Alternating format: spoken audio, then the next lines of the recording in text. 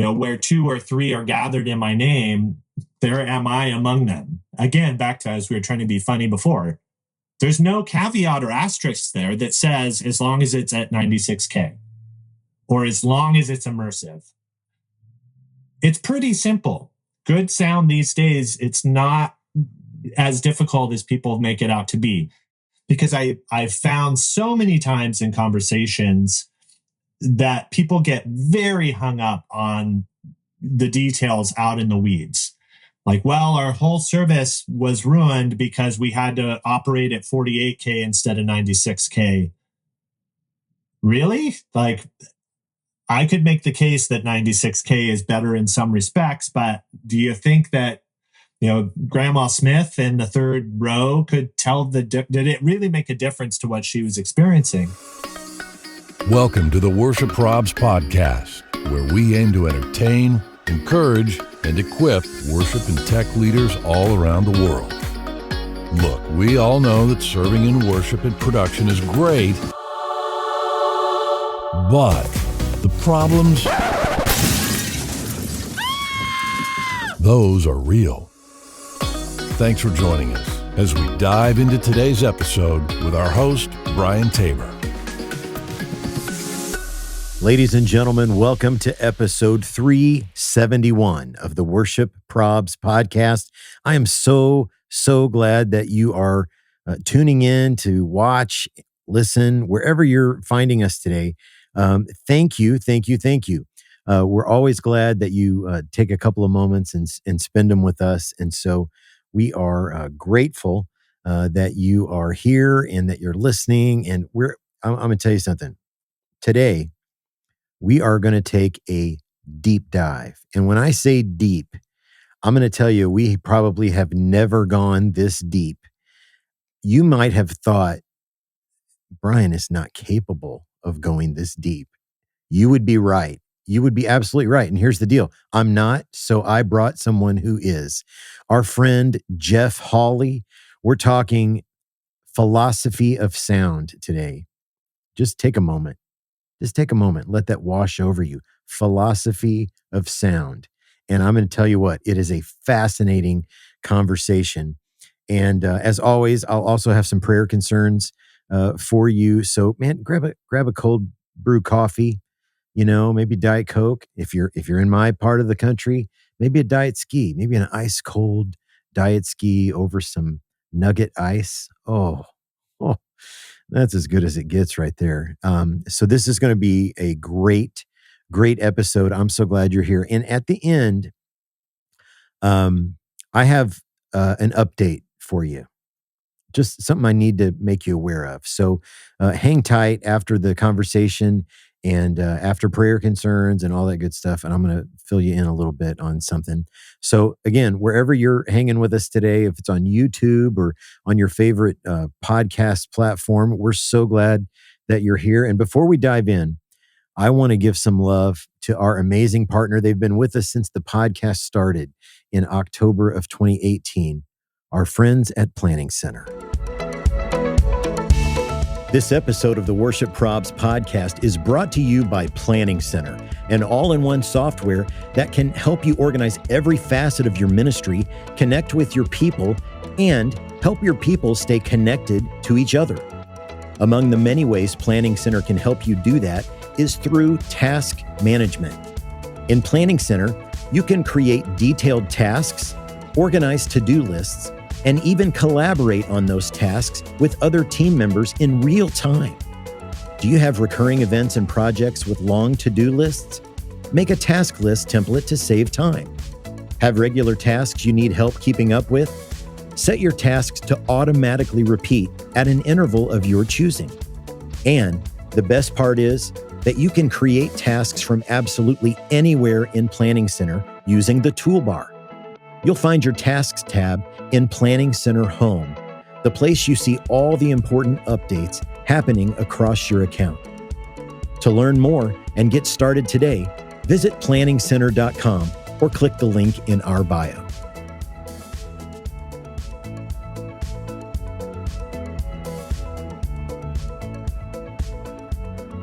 Well, the Worship Probs podcast is thrilled to have our friend Jeff Hawley from Allen Heath with us. Jeff, welcome to the podcast.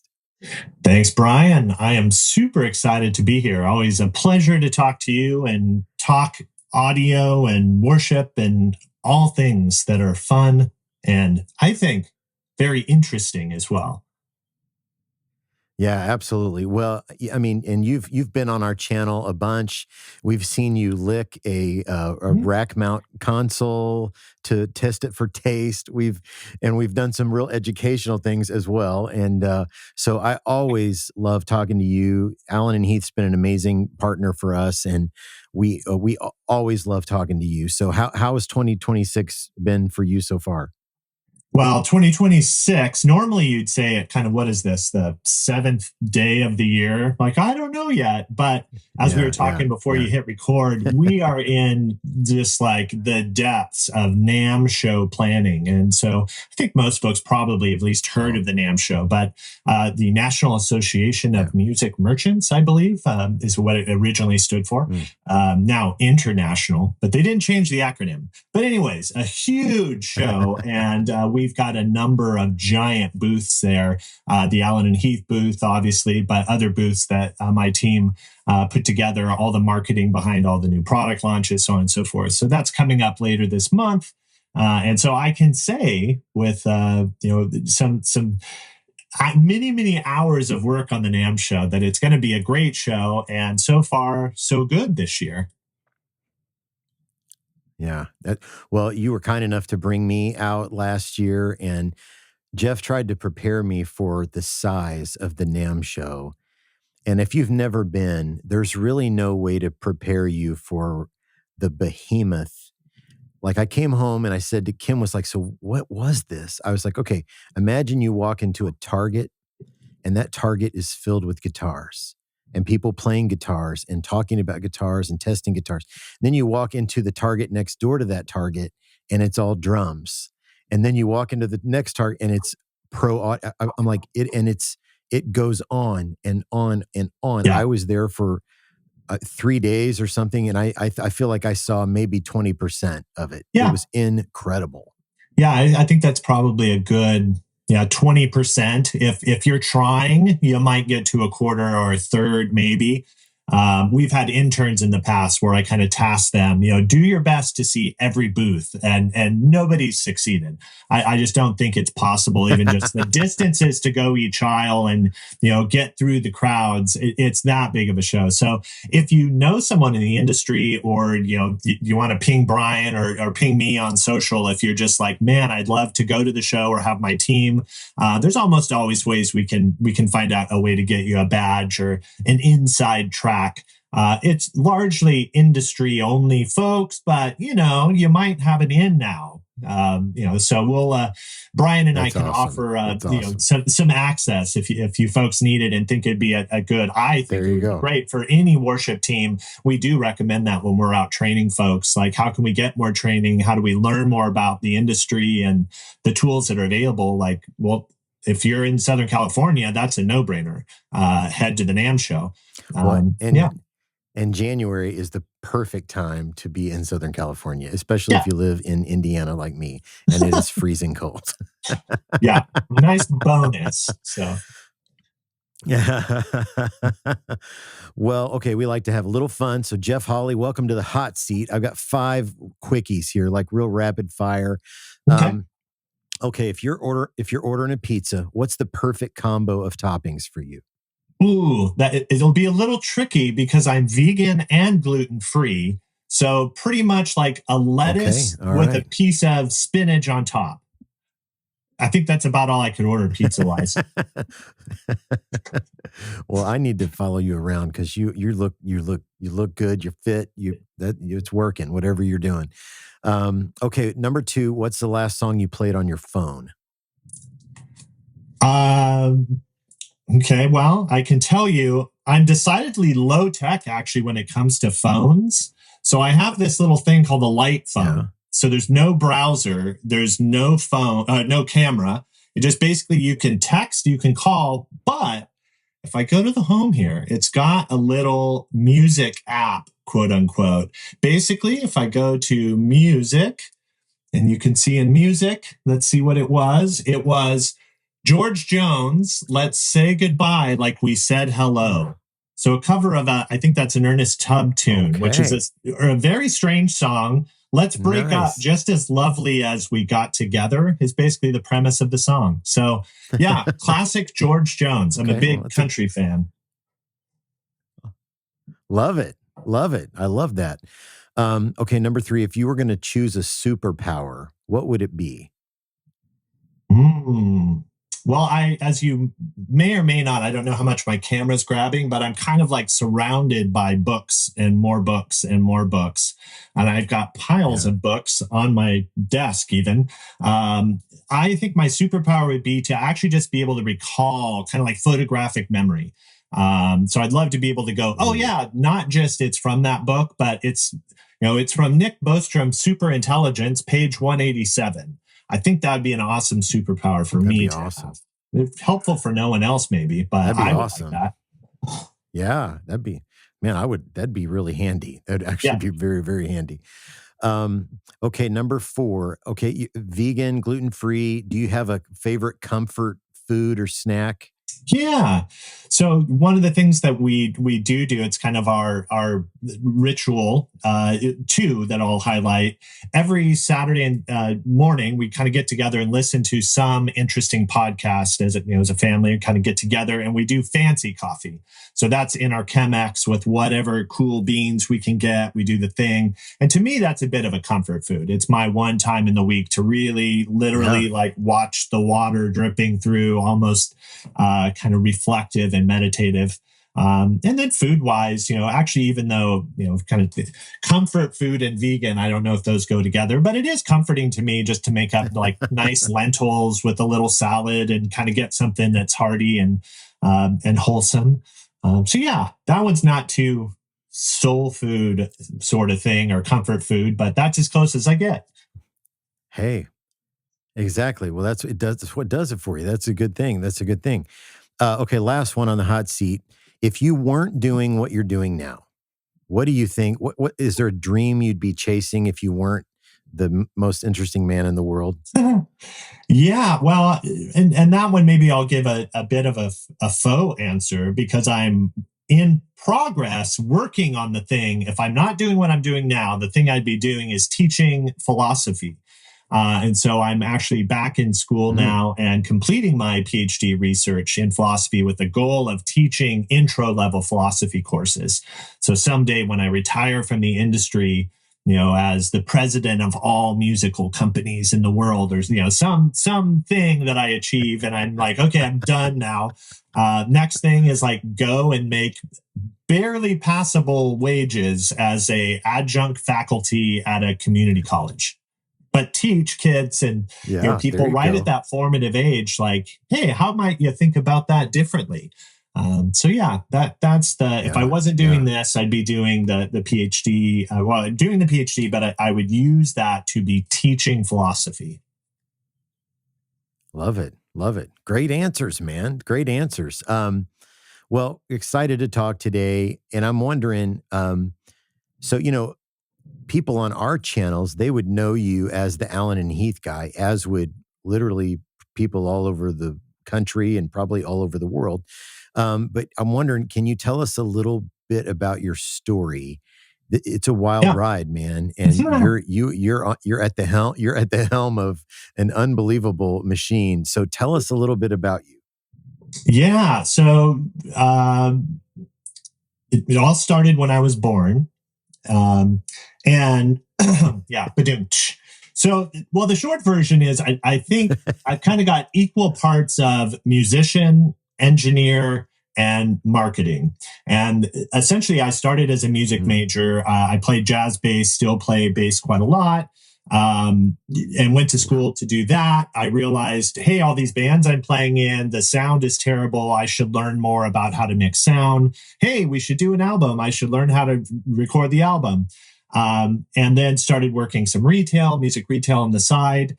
And all of that kind of came together. And I worked at ProTech Cases, designing accessories and things as my first industry job after retail.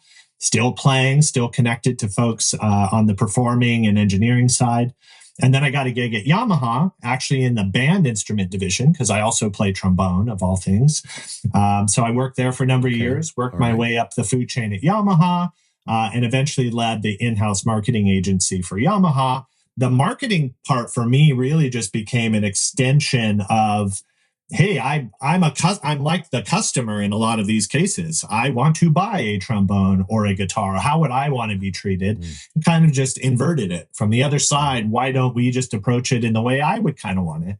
And then went to school and learned more of the proper kind of nuts and bolts of it. But essentially worked at Yamaha for a little over a decade, and then moved over to American Music and Sound, focused on Allen Heath, really worked hard to grow that brand. And we have drastically increased market share and presence in the years that I've been with the company. But in this last handful of months, now my position has expanded. So technically I'm the vice president now of marketing over essentially all of the JAM US musical instrument and pro audio companies. So that's everything from Washburn Guitars, KMC as a distributor, American Music and Sound, American Audio and Video, David Enhancer Pro. I could go on, but it's really crazy cool scale. It's like, wow. Now it's kind of back, almost like Yamaha on steroids in a way, because it's the sort of breadth that Yamaha had, but also the ability to actually be the brand. So with things like Washburn, those are brands that JAM owns. So we can totally control that, where Yamaha, at least in the US, my gig was, kind of somewhat taking what Japan had created, and we market and distribute that to the US. In this case, for the first time in my life, it's really like, wow, I can have input on a guitar design. I can have input on a microphone design through CAD microphones, on stage stands on the music people side, all these different companies. So it's been really a cool expansion of my brain and what I'm up to. But I think all the lessons learned in connecting with your audience and with folks in the worship space, kind of cool now to take a lot of what we've picked up and been able to really connect with that audience from Allen Heath and say, okay, well, what can we do to shore up some of these other brands and connect better? What can we do in the other direction? Things I've learned over here. How do I make Allen Heath that much better? So I'm really loving it. Only a handful of months in, I think I still every once in a while uncover something new that I realize, oh, wait, that's me. But it's been awesome.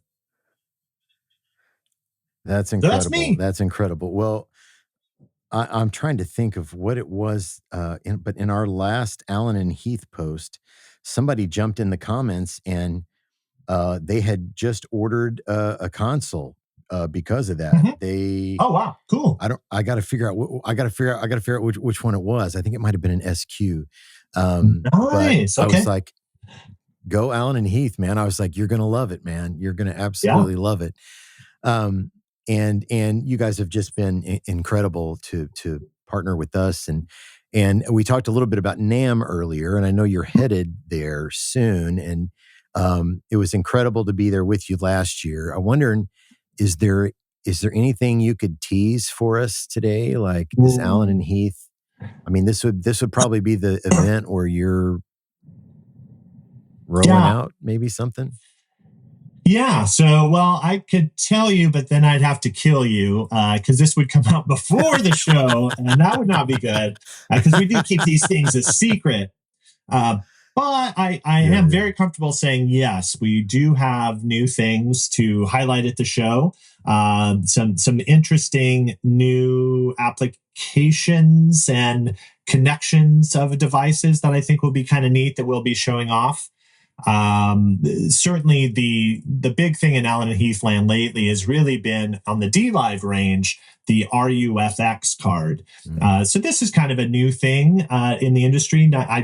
There may have been a precedent. I'd have to think about it, but not a lot of folks doing this. But essentially, a D-Live that you may have bought 5, 6, 7, 8 years ago, not only do you get regular free firmware updates that add really cool new features via software, but if you wanted to now, you can actually add a hardware unit, a card within the console that supercharges it and essentially adds an extra engine for processing really high-end internal effects like reverb, even some pitch correction stuff that is just insane to have in the box in the console. So we're really going to be leaning on training and demoing that and showing that off at the show. And some other smattering of new things that I can't really get into. But yeah, there'll be some exciting stuff for Allen and Heath for sure. And to the point we made before, I haven't finished the count yet, but I'm comfortable saying there will be more than 50 new products from Jam in total. So if you look across all of the booths and brands that we'll be working on there, it's a big number. So definitely not an AM to miss. Yeah.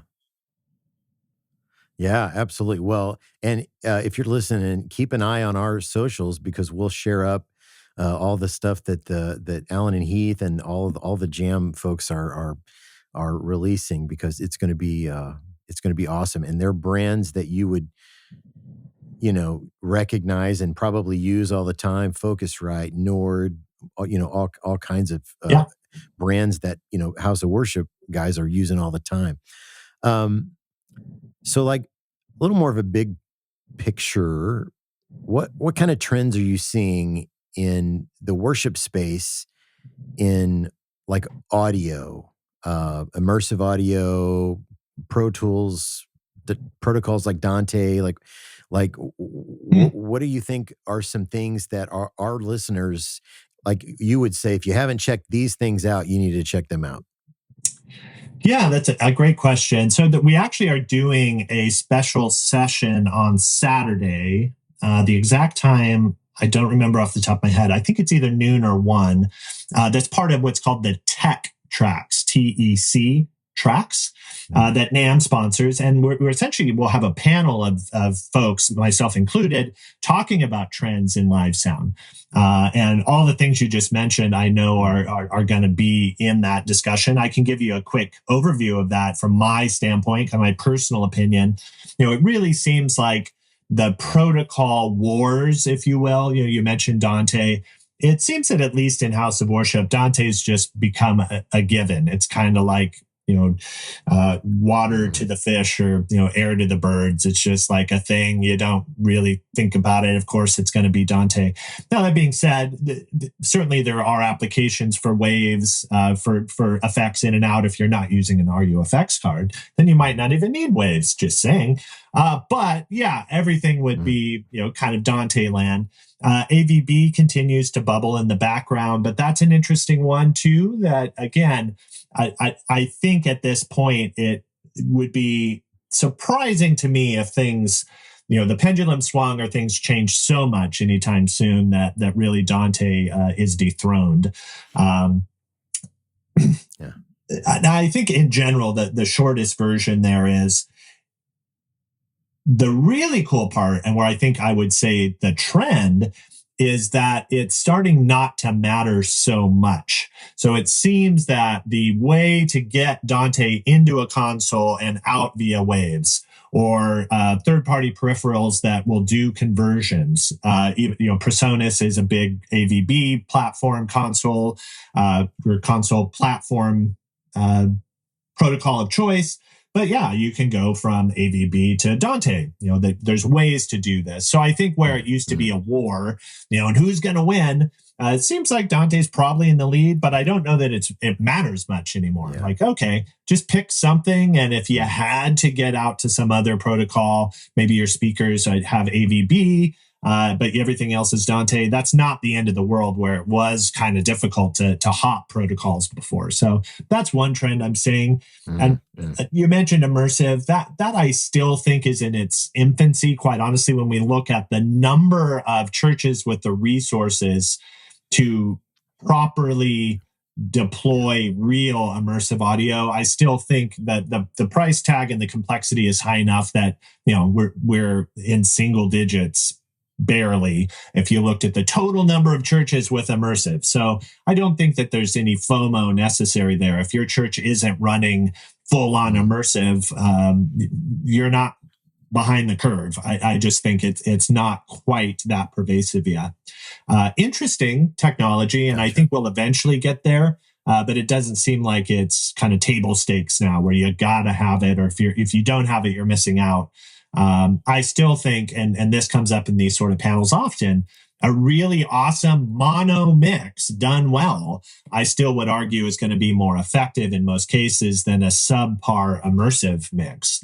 So just focus on the basics, use what you got, and really.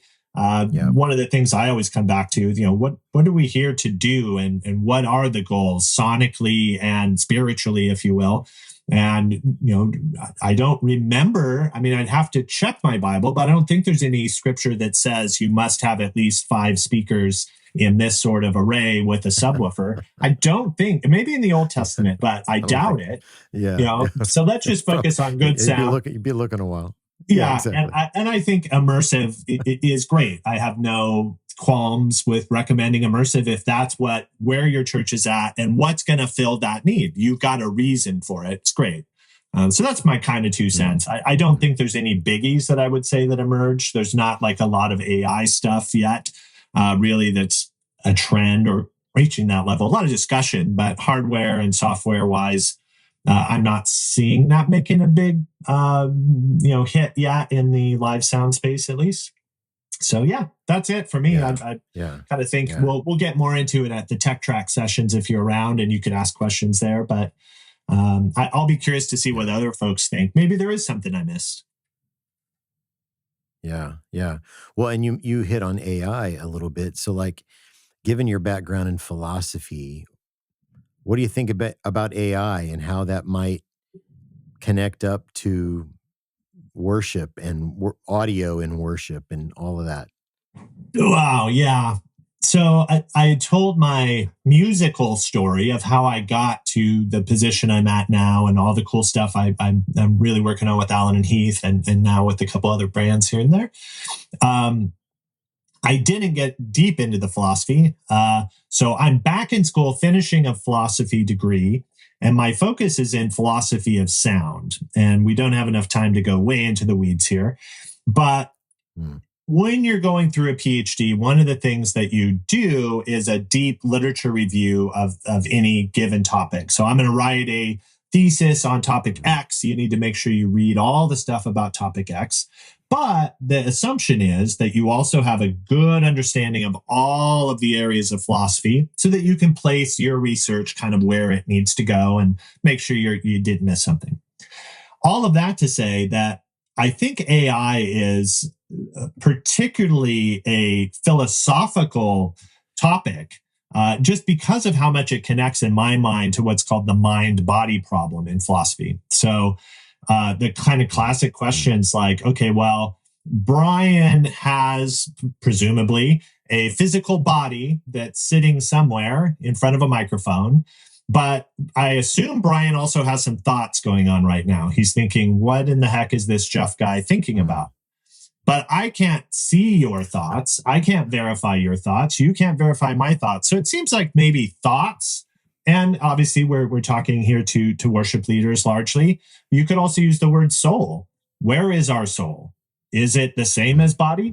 And most philosophers kind of fall into a couple camps. You're a dualist, which I think fits the religious worldview the best. You would essentially say there is a soul and there is a body. And we don't need to get into the theology of how all that interconnects necessarily. We all probably have thought that's the case. You could be a materialist. It's all just atoms in a void. Or you could be even an idealist and say, well, it's all just mental, which is kind of an interesting perspective. Even physical things are just in our mind. All of that to say, all of those questions are really core to almost every area of philosophy, even some of the work that I'm up to. And when it comes to AI, I think we're hitting on a lot of the same questions. So do I think something like ChatGPT is good for society? Well, everybody's going to have an opinion. I can have a philosophical opinion. I can bring some work that's been done in ethics to bear, some academic research, sure. But at the end of the day, I think we all might just have an opinion on technology. Like I said, I have a dumb phone on purpose. I don't like being I don't like necessarily thinking that ChatGPT is doing the work for me. I like doing the research. I'm going to take the extra steps to do it myself. That, I think, is just the opinions we might have about AI.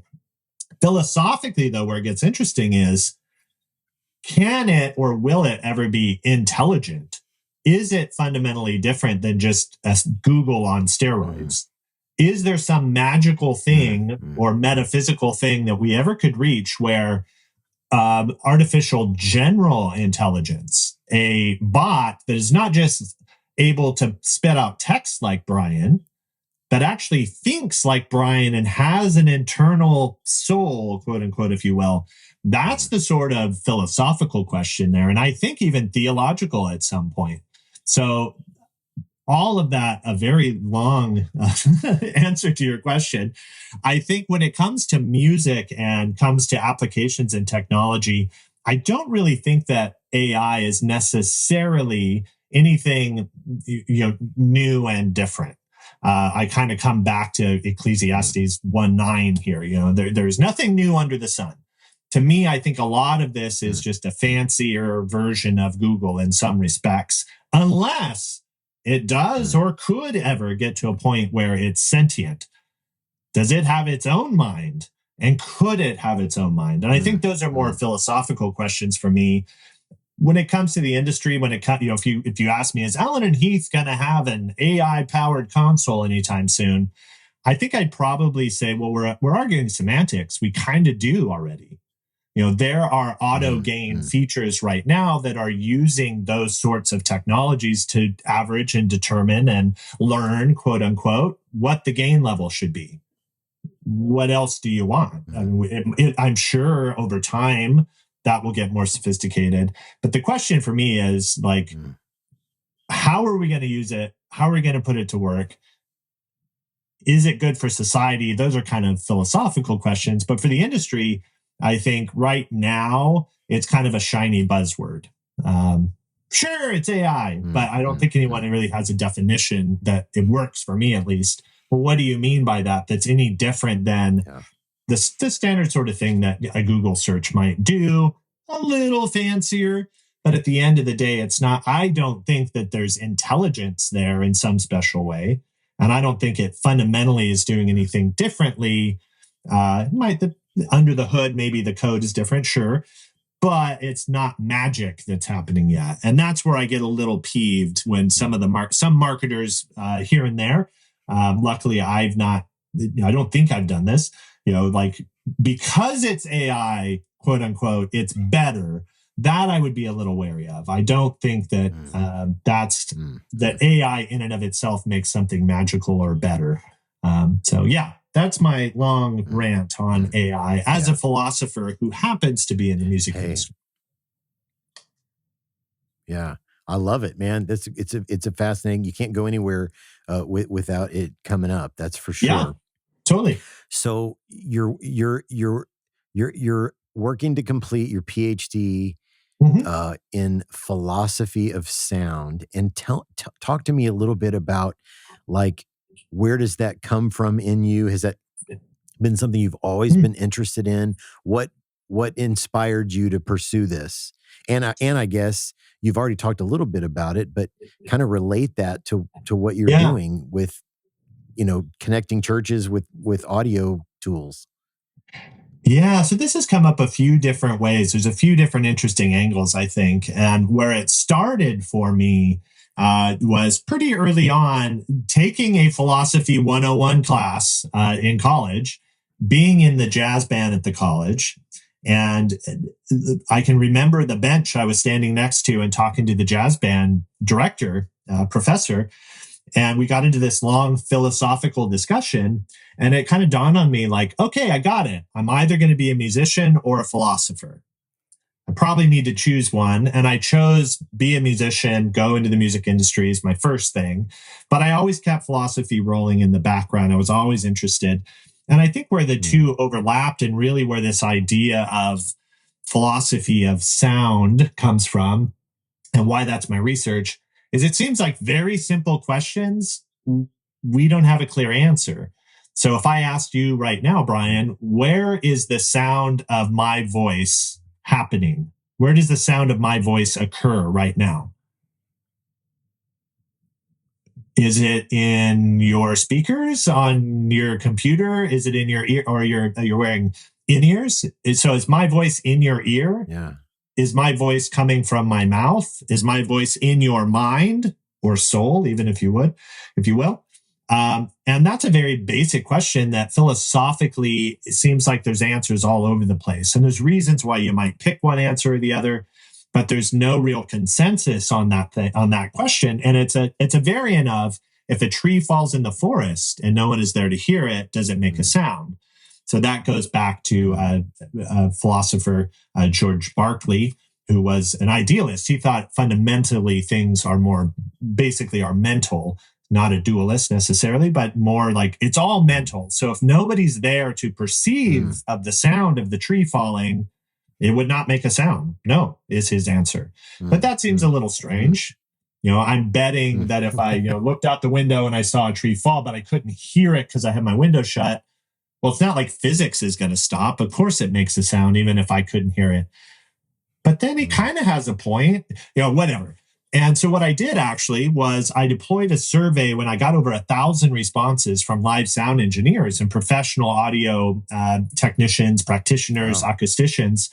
And I did a cross tab survey of what their views were and looked for consistency. People that answered this way on this question, what about that question in sound?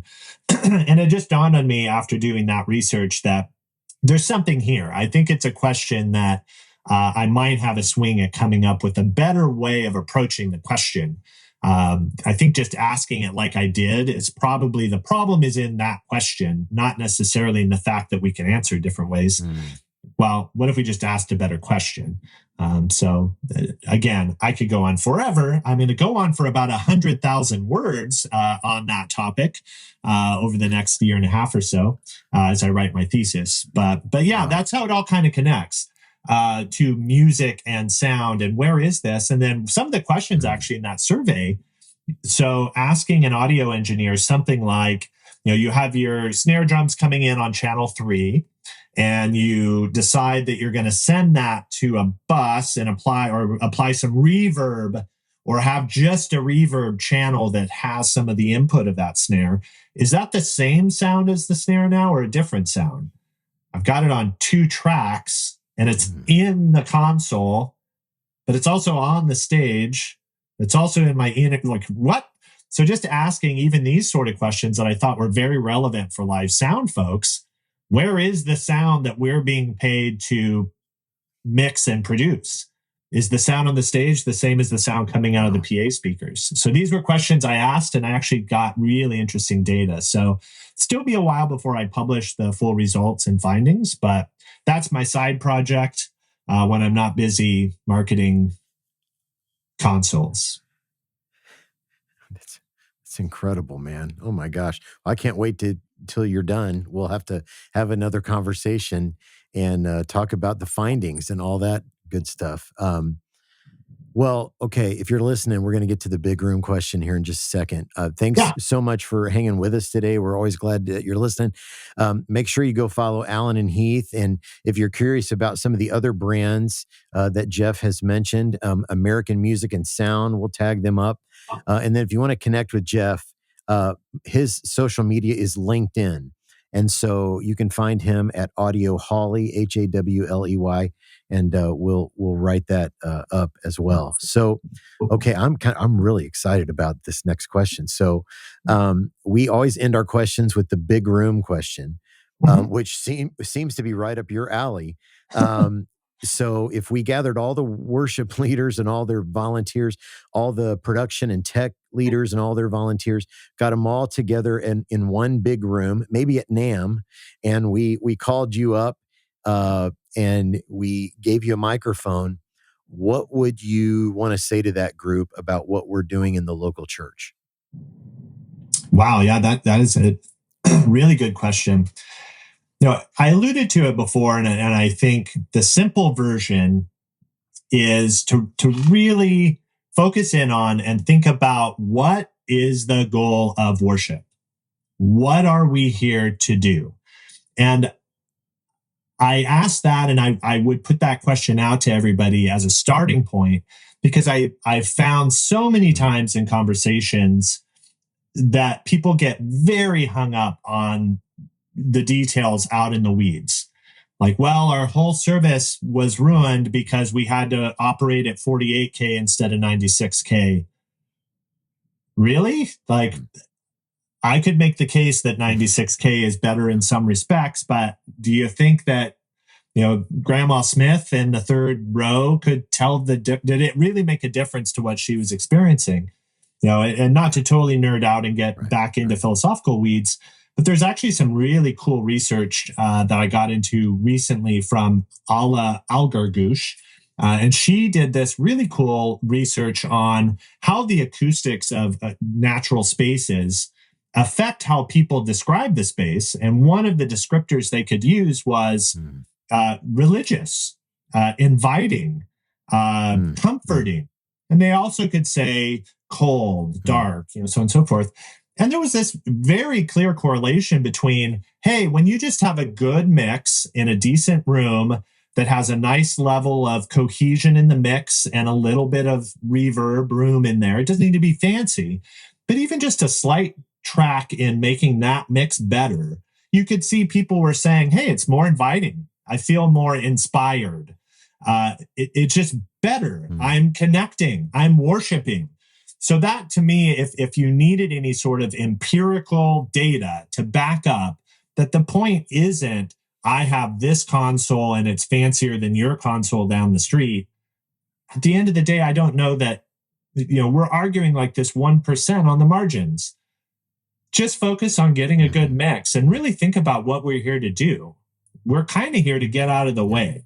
Yeah. And really what kind of keeps coming back to me, Matthew 18:20, where 2 or 3 are gathered in my name, there am I among them. Again, back to, as we were trying to be funny before, there's no caveat or asterisk there that says as long as it's at 96K or as long as it's immersive. Exactly. It's pretty simple. Good sound these days, it's not as difficult as people make it out to be. Yes, there are awesome tools. Yes, I want to sell you more gear. But I also am very cognizant and careful about, there's just times when you don't need that. You know what I would recommend? Get better pews for the church. Do some audio treatment and make sure that the acoustics are a little better in the space. Fix that guitar cable that's buzzing. There are things that you need before you need to upgrade your D-Live with the audio effects card. And I know that might sound, obviously I'm the marketing guy. I'm supposed to be selling stuff, but I think at some level, as long as people keep that mentality at heart and we focus on what we're really there to be doing, I would argue you're retaining, the congregation's going to be more fulfilled. They're more likely to come there next week. All of our work is going to pay off in the long run. And guess what? At some point, you'll upgrade the console because you're going to need a bigger church. So again, I have a tendency to ramble in case you haven't noticed. So the short version there is, just focus, getting back to the basics. I mean, what are we here to do? Why do we want people in this room at this time? And what's almost the bare minimum that's necessary to make this work? Well, we need to all be here. We need to all be present. We just need to make sure we don't have bad sound. We don't want feedback. Get that basic stuff sorted and don't sweat the details. So that's what I would say. I'd find a way to say it a little more. That's a great tight, but that's kind of what's going on for me on that one.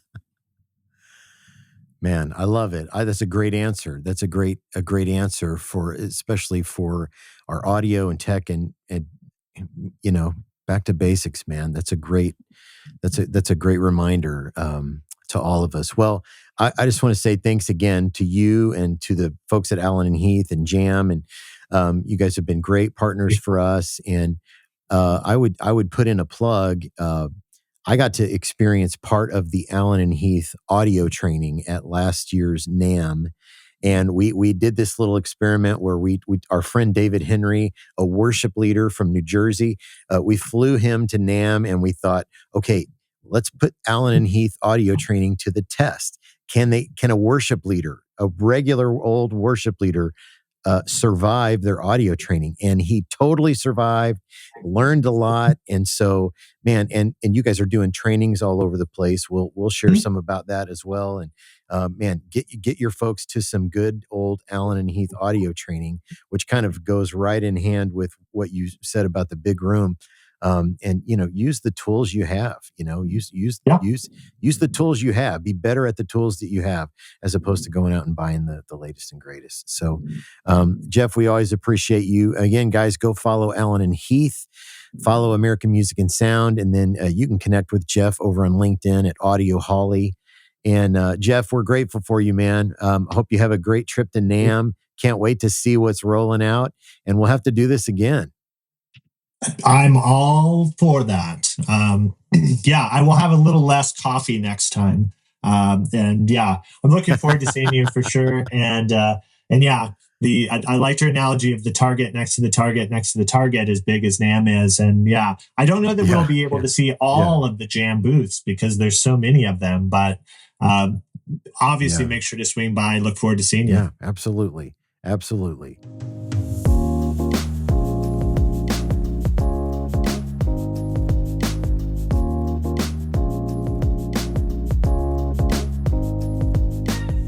So I told you, right? It's a deep dive. The deepest, probably the deepest. Man, Jeff is such an awesome guy. Thoughtful, and it's so incredibly knowledgeable in audio, especially, but in a whole manner of areas. And so, man, I hope you'll check out the link in our bio to American Music and Sound and kind of all of the brands that Jeff reps. Most notably with us, Jeff is the Allen and Heath guy. And so I hope you'll check the link in our bio as well to figure out how Allen and Heath can help transform audio at your church. And they absolutely can, because they are incredible. Well, guys, we share these every week. It's time for prayer concerns.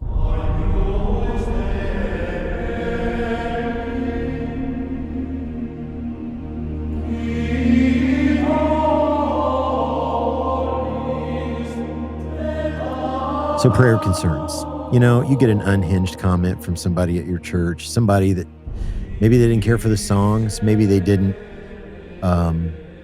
like the lighting, maybe it was too loud, maybe you didn't read from the King James Version of the Bible, the one Jesus used. We have gotten that one, by the way. So these are what prayer concerns are. We'd love to hear yours. I know if you've been in ministry for 5 minutes, you have heard a prayer concern. And so send them to us. Go to the website, worshipleaderprobs.com. There's a link in our bio for this as well. Just click on prayer concerns up in the menu and submit yours there. You can also DM these to us on the socials. You will always be anonymous. And so we share these every week on the podcast. We want to make you laugh. Just remind you that you're not alone in the challenges that you're facing out there, serving the church, serving the Lord. So let's dive right in. Prayer concern number 1. After a service, we got this recently. It said, "So did you all rehearse before you decided to try that song?"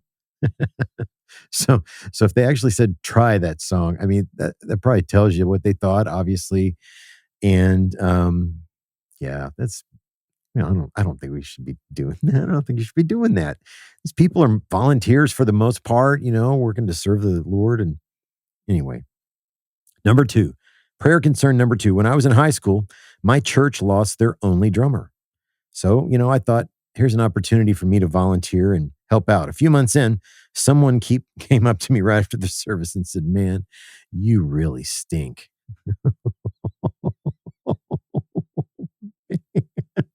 That is rough.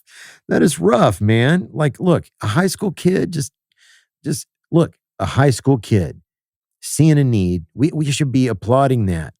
Like, if you're the leader, and maybe this leader maybe he was really improving fast, all that. But man, you got a high school kid that sees a need like that and responds to it. You gotta get him some training, work with him, all that kind of stuff. I applaud that high school student for stepping up. Okay. Number 3, prayer concern number 3. I got an email. The subject line was, honoring our Scandinavian heritage. The text of the email was, to whom it may concern. Lately, there has been some country singing. Sorry, there have been some country singing during our Sunday services. There are many of us that do not like that Southern music and that country accent. We were lucky to have been brought up in the Midwest and prefer more classic music without that Southern content or accent. Thank you. Man, there's a lot to talk about there. There's a lot to unpack in this prayer concern. We were lucky enough to have been brought up in the Midwest. Look, I'm proud to be an Indiana Hoosier, lifelong. I've never lived anywhere else. But I don't know that I would say I was lucky to have grown up in the Midwest. I mean, Florida calls to me, guys. Warm weather, beaches, palm trees. It calls to me. Man, that's a wild email. I'm going to be thinking about that one for a while. Oh, my Lord. Okay, number 4, prayer concern number 4. I visited the church I grew up in, and someone came up to me and said, "Oh, you were such a cute kid. What happened?" Oh my gosh. People in the church, man. I'm going to tell you something. I'll tell you a story. I went back to my home church once, and this guy who had been a family friend came up to me and goes, "Boy, have you put on weight?" And I looked at him and I was like, the last time I saw you, I was probably 12, and now I'm 40. So absolutely. It's a keen observation.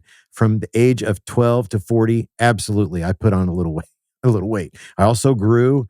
I got hair on my chest. I, drive a car. I own a home. Lots of things have changed since I was 12. Don't be saying that kind of stuff to people, man.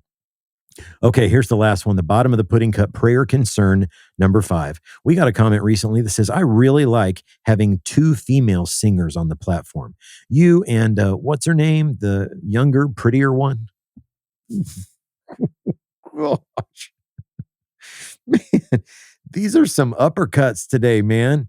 Oh, Lord. Do not say that to people on your worship team. Don't say it to anybody, not let alone people on your worship team. Oh my goodness. So fam, those are prayer concerns. Send yours in to us. Go to the website, worshipleaderprobs.com. Click on prayer concerns up in the menu, or you can DM those to us on any of the socials. Well, just as a way of catching up, I told you earlier, I had something to update you on. And I'm going to apologize in advance because I can't give you a ton of background or a ton of info. But if Worship Probs, the podcast, Worship Karaoke, Strip Free podcast, any of the memes, if any of this stuff has ever meant anything to you at all, I want to ask you to do something for us. And it's free, okay? It's free. And as my mom used to say, we need the prayer and you need the practice. We need your prayer. And we need your prayer specifically about something we are asking the Lord to do and move in.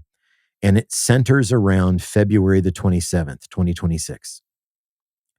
And I know that sounds really serious, and it is. And I need you to be okay that I can't give you all the details. Just trust me, your old buddy Brian. This is my 371st episode with you. So just trust me that I can't give you a lot of info.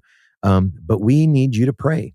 We need you to pray that the Lord would move, and it centers around February 27th. And I will update you when I can. I promise you that. But please pray. We need you to pray. And some other updates, Experience Conference 2026.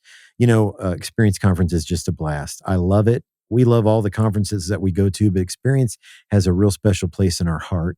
And the one that's happening this next September 2026, there's a link in our bio to register, as well as a discount code, PROBS26. If you use that code, it'll save you $30 on every registration.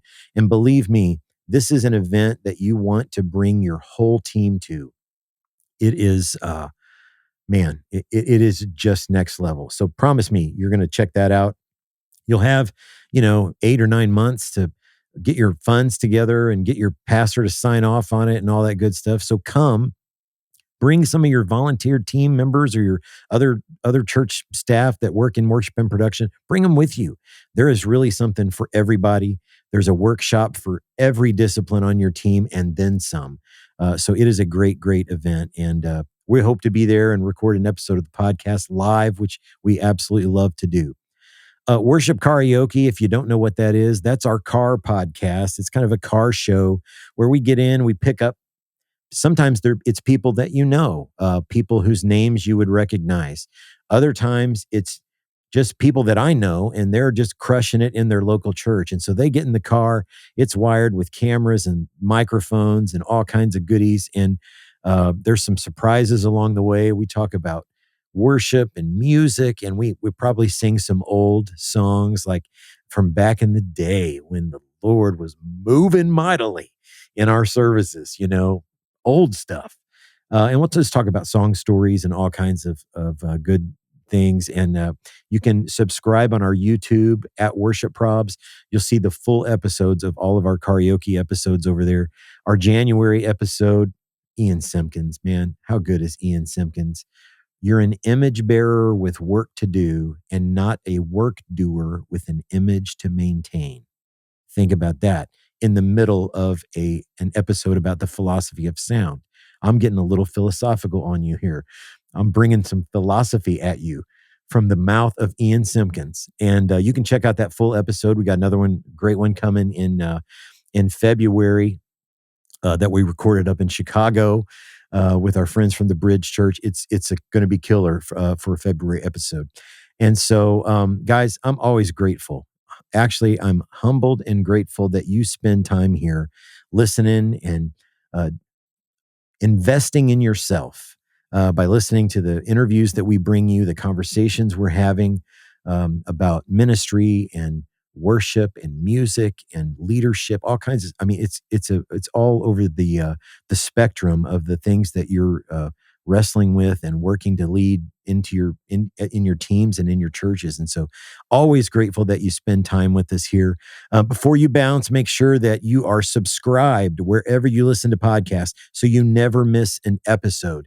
And I would love for you to take a quick minute and head over to Apple Podcasts, leave us a 5-star rating and a really crisp review, like something super fresh. Some of the kids are having AI write their reviews for them, like, AI, write this review like I'm a 70-year-old, or write this review like I'm an 11-year-old, or like I'm a hip-hop rapper, whatever.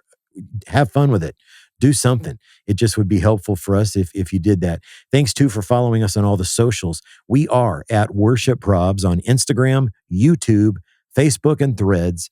On TikTok, we have our old name still on TikTok, Worship Leader Probs. If you're over there doing those dances on TikTok, come and join the conversation over there. And our Worship Probs community group on Facebook, Leaders Helping Leaders. This is not meme content. This is leaders posing questions, other leaders helping them. Like, this is a really, really great resource group. If you're a leader in your ministry or you're a volunteer on your team, either way, there's going to be great, great stuff in there. We'd love to have you join us. There's 3 questions. Like every other faith group, you got to answer these questions to get in the group. What's the name of the group? That's the first question. What do you do at your church? And what's the name of your church? Those are the 3 questions. Please answer them. I can't let you in if you don't. And my heart is to let everybody in, but I let a spammer in once and it was not good. So you got to answer the questions, but join us. Link in the bio for the Facebook group as well. And on X, formerly Twitter, you can look for the hashtag Worship Leader Probs. And real quick, massive thanks to our friend Allie Bajanos from Allie Be Creative. Man, Allie is the kind of person, every room that she walks into, every conversation, it all gets better when she walks in. She brings such an authentic, can-do like attitude, and she's so stinking gifted, man. She makes our graphics, she edits our podcast, she makes all kinds of social content for us and for some churches around the country. And if your church needs some help with that, we'll tag her in the description for this episode. But man, 10 out of 10 recommend that you get some advice and do some work with Allie Be Creative. And thanks to Scott Hoke for our intro. Guys, I absolutely love you. Thank you for listening to episode 371. Thank you for praying with us toward February 27th, and I will update you when I can. Love you all. Until next time, deuces.